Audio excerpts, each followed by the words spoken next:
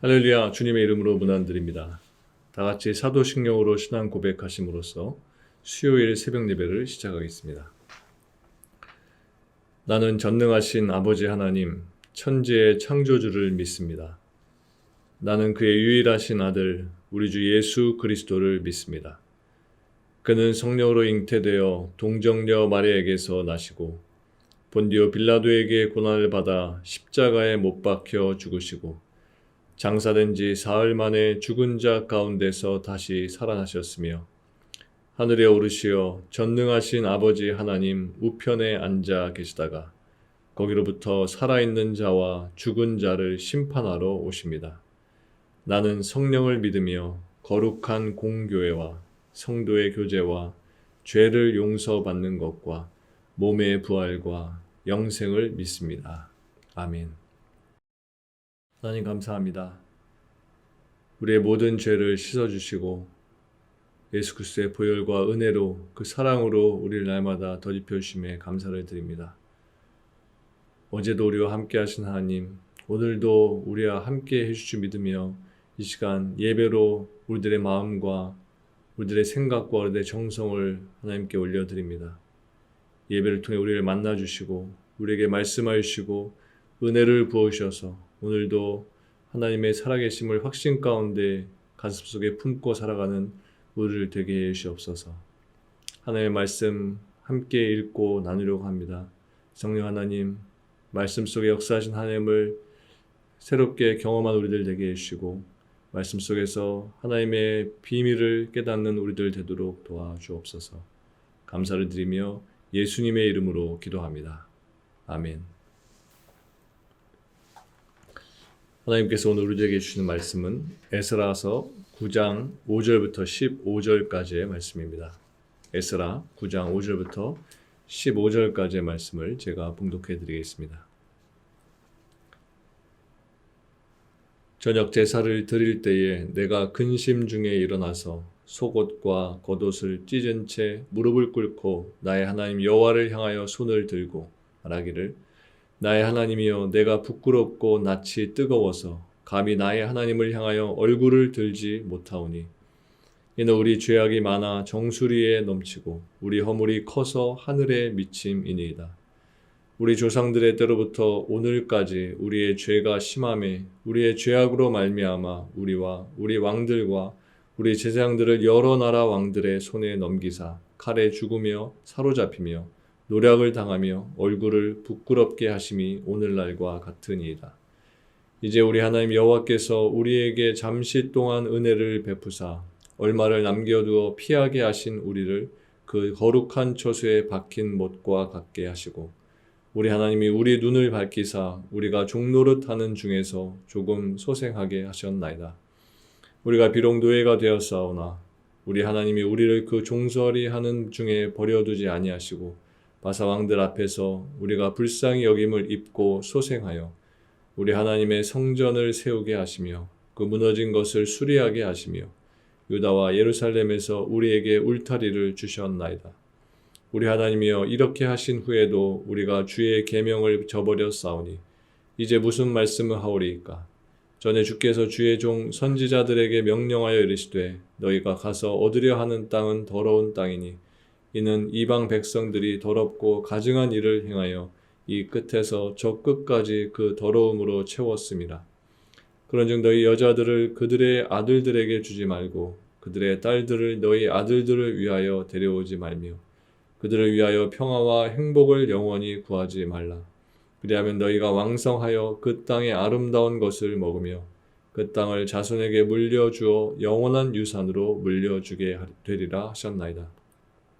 우리의 악한 행실과 큰 죄로 말미암아 이 모든 일을 당하였사오나 우리 하나님이 우리 죄악보다 형벌을 가볍게 하시고 이만큼 백성을 남겨주셨사오니 우리가 어찌 다시 주의 계명을 거역하고 이 가증한 백성들과 통혼하오리이까? 그리하면 주께서 어찌 우리를 멸하시고 남아 피할 자가 없도록 진노하시지 아니하시리이까? 이스라엘 하나님 여호와여 주는 의로우시니 우리가 남아 피한 것이 오늘날과 값사옵거늘 도리어 주께 범죄하였사오니 이로 말미암아 주 앞에 한 사람도 감히 서지 못하겠나이다 하니라. 아멘. 다시 말씀 읽으시면서 개인적으로 묵상하고 기도하는 시간을 가지시기 바랍니다.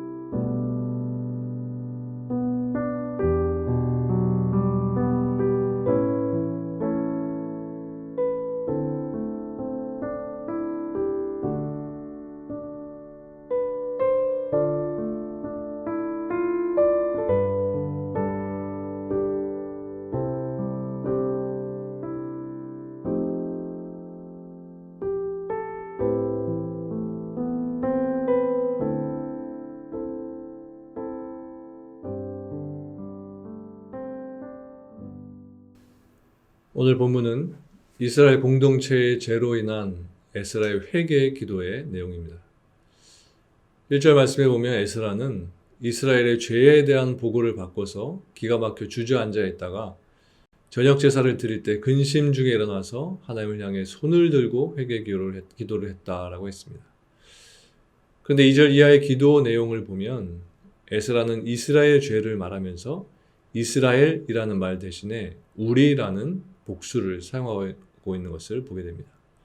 본문에 보면 이 우리라는 단어가 무려 27번이나 27번이나 쓰여져 있습니다.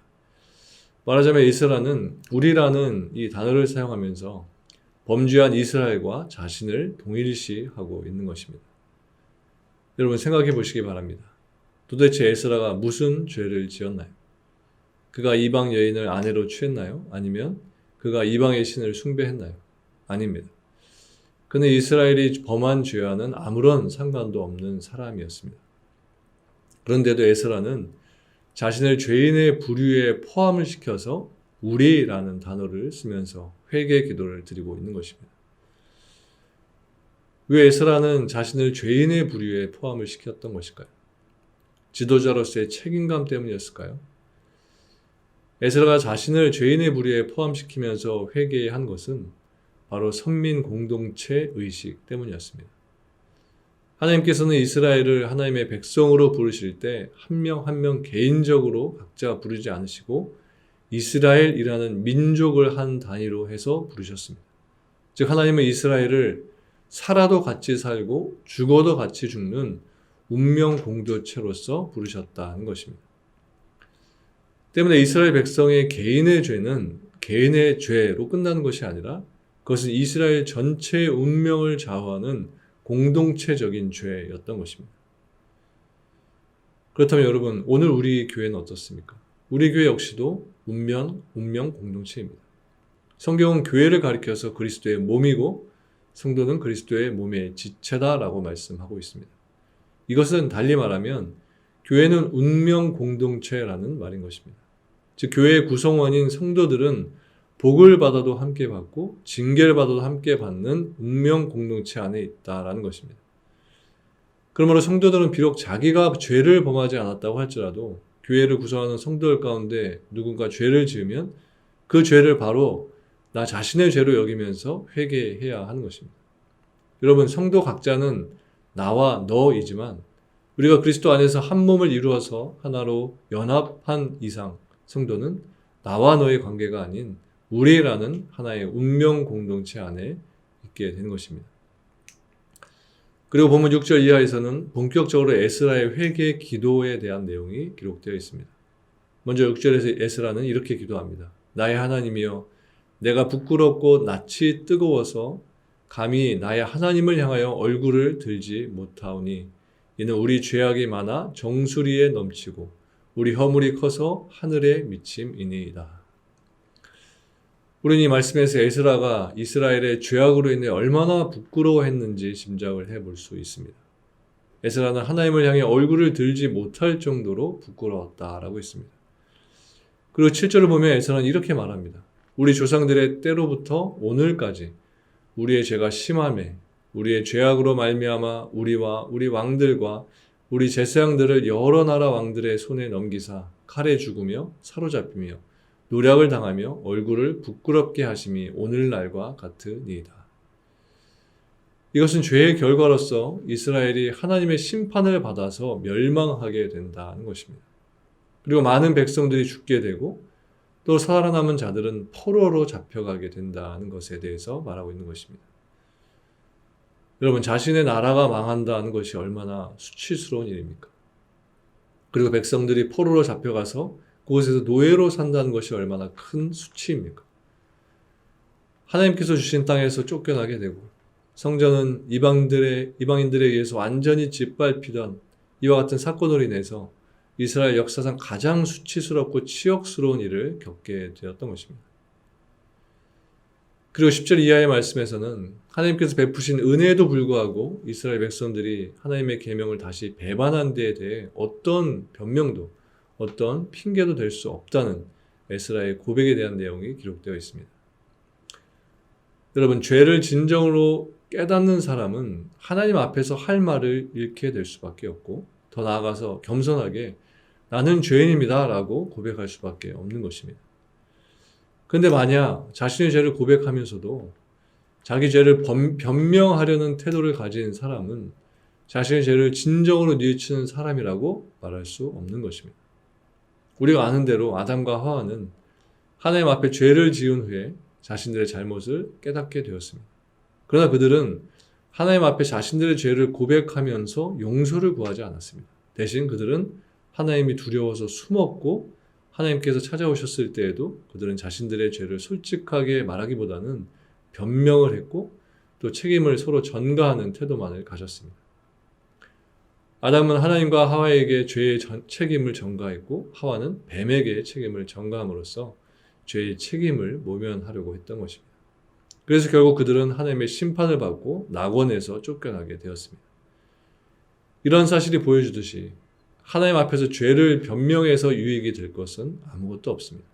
하나님 앞에서 죄를 변명하는 것은 공의로우신 하나님을 기만하는 것이기 때문에 더 큰 하나님의 진노만을 부를 따름인 것입니다. 그렇기 때문에 죄를 범했을 때 혹은 죄를 깨닫게 되었을 때 가장 좋은 태도는 무조건 자신의 잘못을 하나님께 고백하고 하나님께 용서를 구하는 것입니다. 그리고 본문 13절은 패역한 이스라엘의 모습에도 불구하고 그들에게 베푸신 하나님의 은혜에 대한 에스라의 감사의 고백에 대한 내용입니다. 에스라는 13절에서 이렇게 고백합니다. 우리 하나님이 우리 죄악보다 형벌을 가볍게 하시고 이만큼 백성을 남겨주셨사오니 하나님께서 정하신 율법대로 시행하시면 이스라엘은 소돔과 고모라처럼 한 사람도 남김없이 멸절당하는 그런 심판을 당한 것이 마땅했습니다. 그러나 하나님은 이스라엘의 죄로 인해 엄중하게 심판하면서도 그들을 완전히 멸하지 않으시고 일부를 남겨두셔서 다시 회복시켜 주셨다는 것입니다. 우리는 이러한 사실을 통해서 하나님의 백성에 대한 하나님의 은혜는 그들의 죄악의 크기보다 크다는 것을 확인할 수 있습니다. 하나님께서는 언제나 우리의 죄보다 더 크신 은혜로 우리를 대해 주십니다. 바로 여기에 우리가 소망을 잃지 않을 이유가 있는 것입니다. 여러분, 하나님께서 우리를 우리의 죄대로 갚으신다면 우리가 어떻게 되겠습니까? 우리는 결코 소망을 가질 수 없을 겁니다. 하나님께서 우리의 죄대로 갚으신다면 우리 중에 구원에 이를 자가 단 한 사람도 없을 것입니다. 그러나 하나님은 우리의 죄를 갚으시면서도 그보다 더 큰 은혜를 우리에게 베푸시는 은혜의 하나님이신 것입니다. 끝으로 15절 말씀을 보겠습니다. 이스라엘의 하나님 여호와여 주는 의로우시니 우리가 남아 피한 것이 오늘날과 값싸웠거늘 도리어 주께 범죄하였사오니 이로 말미암아 주 앞에 한 사람도 감히 서지 못하겠나이다 아니라. 여기서 에스라는 이스라엘 자손 중에 하나님 앞에 설 수 있는 자는 단 한 사람도 없다라고 하면서 절망적인 기도를 드리고 있습니다. 여기 말씀에서 하나님 앞에 선다는 것은 하나님과 교제하면서 하나님과 화목한 관계를 유지하는 것을 말하는 것입니다. 여러분, 우리는 본래 다 죄 때문에 하나님 앞에 설 수 없는 존재였습니다. 우리는 다 죄로 인해서 하나님께 나아가지 못하고 죽어야 할 자들이었습니다. 그런데 오늘 우리가 하나님 앞에 서서 하나님과 교제를 누리게 된 것은 예수 그리스도께서 하나님과 우리 사이에 중보자가 되셔서 우리의 죄를 대신 짊어지셨기 때문인 것입니다. 그러므로 그리스도는 우리가 영원히 의지할 중보자가 되십니다. 오직 그리스도만이 우리의 중보자가 되십니다. 우리는 그리스도를 통해서만 하나님께 나아갈 수 있고 하나님의 백성으로 인정받을 수 있습니다. 특별히 주님은 지금도 하나님의 보좌 우편에서 말할 수 없는 탄식으로 우리를 위해 중보의 간구를 드리고 계십니다. 이러한 그리스도의 중보가 있기에 우리는 세상에 살면서 늘 실패하는 삶을 살지만 다시 일어나서 하나님께로 나아갈 수 있게 되는 것입니다. 야고보서 4장에 보면 하나님은 교만한 자를 물리치고 겸손한 자에게 은혜를 주신다고 말씀하고 있습니다. 에스라의 기도는 한마디로 겸손의 극치를 보여준 기도라고 할 수 있습니다. 하나님은 높이고 자신과 이스라엘 백성들은 용서받지 못할 죄인으로 낮춘 것이 바로 에스라의 기도입니다. 에스라의 기도 속에는 감히 하나님께 용서해 달라고 하는 간구조차 없는 것을 보게 됩니다. 여러분, 이와 같이 죄를 있는 그대로 인정하고 고백하는 자세야말로 하나님의 마음을 움직이는 진실한 기도라고 할 수 있는 것입니다. 여러분, 겸손하게 기도하시기 바랍니다. 그리고 진실되게 기도하시기 바랍니다. 그 자세로 기도하고 그 자세로 사는 자만이 하나님과 깊은 교제를 나누게 되고 그 교제 속에서 하나님의 뜻을 분별하며 살 수 있게 되는 것입니다. 이러한 은혜가 오늘 여러분 모두에게 있기를 주님의 이름으로 간절히 축원합니다. 기도하시겠습니다. 하나님 감사합니다. 오늘도 예배를 통해 하나님을 만나게 하시고 예배를 통해 하나님의 말씀을 들으며 하나님의 음성을 듣게 해주셔서 감사합니다. 하나님께 기도드릴 때 또 우리들이 세상을 살아갈 때 거짓 없이 진실된 모습으로 기도하며 살기를 원합니다. 우리의 믿음 흔들리지 않게 해주시고 우리의 생각 세상에 향하지 않도록 하시고 오직 하나님의 말씀과 하나님의 뜻 안에서 우리들의 삶이 늘 세워져 있도록 인도해 주옵소서. 오늘도 이 예배에 참석하며 하나님께 기도드리기에 가져나온 모든 기도 제목들 에스라와 같이 진실되게 믿음으로 간절하게 주님의 이름을 부르며 기도할 때 응답하여 주시고 그 응답이 저들의 삶에 보여지고 경험되어지는 복을 누릴 수 있도록 도와주옵소서. 감사를 드리며 예수님의 이름으로 기도합니다. 아멘. 하늘에 계신 우리 아버지, 아버지의 이름을 거룩하게 하시며 아버지의 나라가 오게 하시며 아버지의 뜻이 하늘에서와 같이 땅에서도 이루어지게 하소서. 오늘 우리에게 일용할 양식을 주시고 우리가 우리에게 잘못한 사람을 용서하여 준 것 같이 우리 죄를 용서하여 주시고 우리를 시험에 빠지지 않게 하시고 악에서 구하소서. 나라와 권능과 영광이 영원히 아버지의 것입니다. 아멘.